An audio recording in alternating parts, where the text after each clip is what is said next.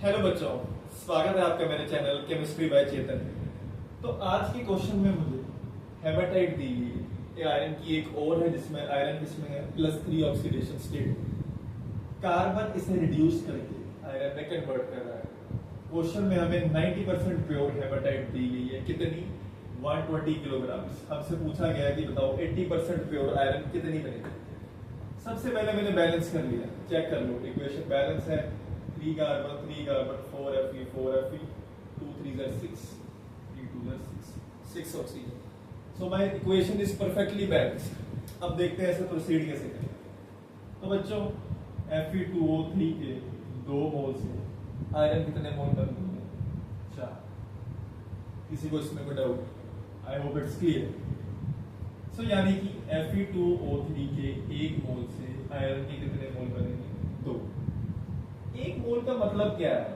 160 ग्राम। क्यों? क्योंकि Fe2O3 का मॉलिक्यूलर मास क्या है? 160। सो भाई 160 ग्राम से आयरन के 2 मोल बन रहे हैं, मतलब 56 × 2 दैट इज 112 ग्राम। यहां तक क्लियर हुआ? तो ये तो मेरा तब था अगर हेमाटाइट क्या होती 100% प्योर। अब क्वेश्चन में उसने 90% प्योर हुई, तो 90% प्योर देखते हैं कितना बनाएगी यार।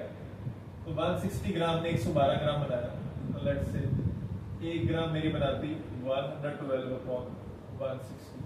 कब? When it is 100% pure.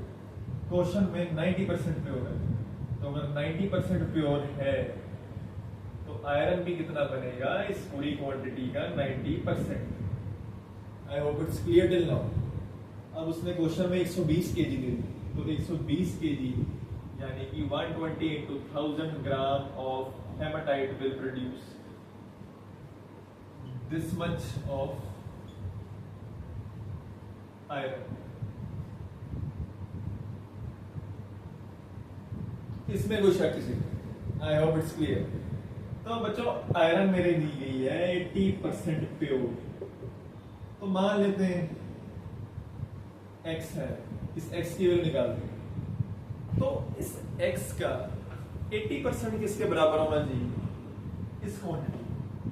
क्यों भाई? क्योंकि आयरन मेरी 80% प्योर है। अब लेट्स से 100 ग्राम मुझे आयरन मिल रही होती है एंड मैं आपको बोलता कि इट इज 80% प्योर, तो क्या मुझे 100 से ज्यादा क्वांटिटी लेनी पड़ती या 100 से कम? इसको सोचिए। अगर कोई चीज 80% प्योर है एंड लेट्स से मैं आपको बोल दूं कि उसकी क्वांटिटी मुझे 100 चाहिए, तो ऑब्वियसली अगर मैं 100 से ज्यादा लूंगा तभी तो उसका 80% 100 आएगा। तो अगर मैंने x मान लिया तो 80% ऑफ x क्या होगा? इस क्वांटिटी के बराबर होगा।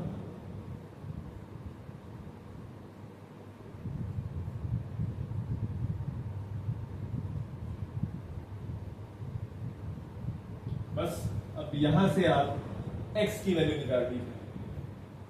सो बच्चों this is very important in stoichiometric problems कि आप पहले इक्वेशन को अच्छे से बैलेंस करें and then you equate in terms of mole. अगर आपको मोल का रिलेशन पता है तो you can find the relation in gram और kilogram. So I hope this video is clear. मिलेंगे बहुत जल्द नेक्स्ट वीडियो के साथ। Thank you.